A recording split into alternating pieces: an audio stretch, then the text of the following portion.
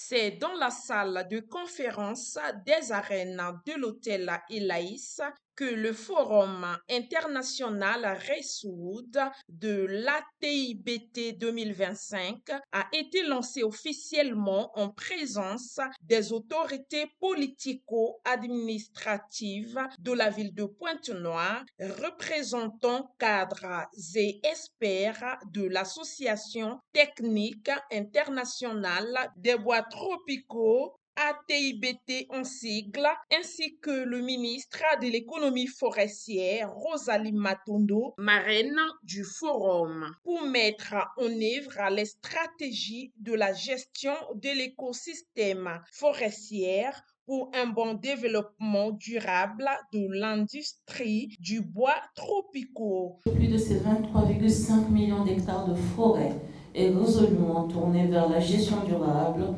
de ce précieux patrimoine sur fond d'innovation et de diversification économique sur une base vecte.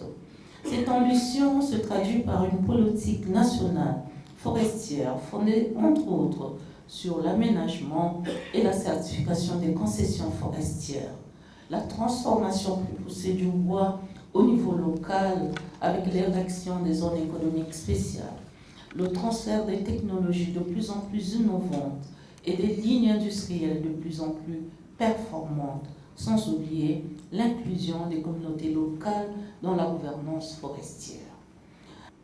Votre présence ici témoigne d'un engagement fort pour un avenir forestier durable, fondé non plus sur l'exportation brute des ressources forestières, mais sur une vision stratégique de la bioéconomie, où le bois devient non seulement un vecteur d'innovation, d'emploi et de prospérité locale, mais également où les écosystèmes forestiers deviennent des pourvoyeurs de PIB vert pour nos pays respectifs.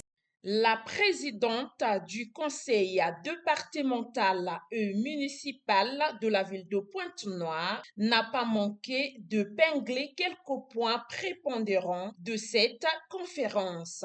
C'est pour moi un bien réel et agréable plaisir que de vous souhaiter la bienvenue à cette cérémonie d'ouverture des travaux de cette conférence de haute portée internationale organisée par l'Association technique internationale des bois tropicaux et qui rassemble diverses parties prenantes à la fois du secteur privé, des administrations, des partenaires au développement, de la société civile, des institutions techniques et autres experts autour des thématiques inhérentes à la filière bois, à l'effet de faire du partage d'expériences et des groupes de travail pour viser l'amélioration de la légalité et de la durabilité des mines ou bases des données du bassin du Congo. Nonobstant, de l'autre côté, l'on écoute la présentation du forum dépeint par le ministre de l'économie forestière du Gabon.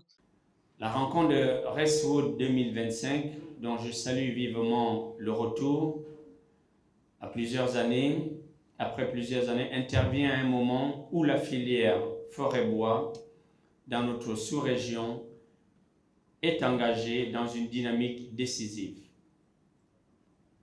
Cette décision traduit une volonté politique régionale forte, celle de placer la transformation locale de nos ressources naturelles au cœur de nos stratégies communes de développement économique et environnemental.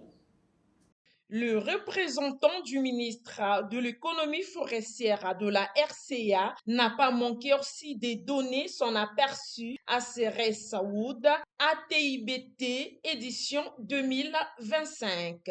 Notre présence à cette conférence témoigne à suffisance de l'intérêt grandissant que nos pays donnent pour la durabilité et le développement de nos secteurs forestiers. La forêt incarne notre identité, notre culture, notre économie et surtout notre avenir. Ensemble, nous pouvons construire un avenir où les forêts seront gérées de manière durable et où les produits bois couverts des normes répondront aux attentes des consommateurs en termes de qualité pour que nos marchés nationaux prospèrent. Signalons donc que le Reswood L'ATIBT 2025 a été marqué par des tables rondes, de multiples axes, des formations et surtout avec le Grand Prix ébéniste de l'Afrique centrale, comme l'explique ce magnat. Ces 2 journées seront l'occasion d'échanger, de débattre, mais surtout de construire ensemble des solutions concrètes pour un commerce du bois tropical plus responsable, plus équitable et plus innovant. L'ATIBT vous invite à faire de ce Racewood 2025 un moment de dialogue sincère, d'ambition partagée et d'engagement renouvelé pour la gestion durable de nos forêts, tout en ayant à l'esprit les besoins en bois pour le continent africain ainsi que l'Occident. Mais quand vous avez vu les gagnants, vous avez compris que c'est ça aussi à la fin. C'est bien de dire vous avez fait quelque chose, vous avez réalisé quelque chose, mais là de pouvoir rentrer dans une compétition, de prouver celui qui est le meilleur. On a vu comment les gens se sont passionnément mis sur le sujet et c'était même très difficile du jury pour trouver vraiment des failles. Alors, l'on retiendra donc que le Racewood l'ATIBT 2025 a connu un grand succès grâce aux efforts de multiples partenaires et n'est pas le dernier à être organisé dans le bassin du Congo. À la fin de ce grand événement, j'avoue que sur la base des retours des différentes parties prenantes, je suis satisfait, je suis complet. Je pense que nous avons atteint nos objectifs. Et nous avons tous suivi le discours de clôture qui est revenu sur les engagements des différents pays qui étaient représentés, des différentes parties prenantes pour améliorer les mécanismes de gestion de la chaîne de valeur bois domestique dans nos pays et dans la sous-région. Il faut dire que le Racewood 2025 était assez spécial, très axé sur le développement des marchés intérieurs, des marchés domestiques des pays de la sous-région. Mais également, il y avait cette édition, toute première édition du Grand Prix du meilleur artisan ébéniste d'Afrique. Et vous avez suivi de bout en bout comme moi. Je pense que ça a été une réussite totale. Les jeunes candidats, ils ont été comblés, ils ont été primés. Je pense qu'on ne peut être que ravis, on peut être satisfait.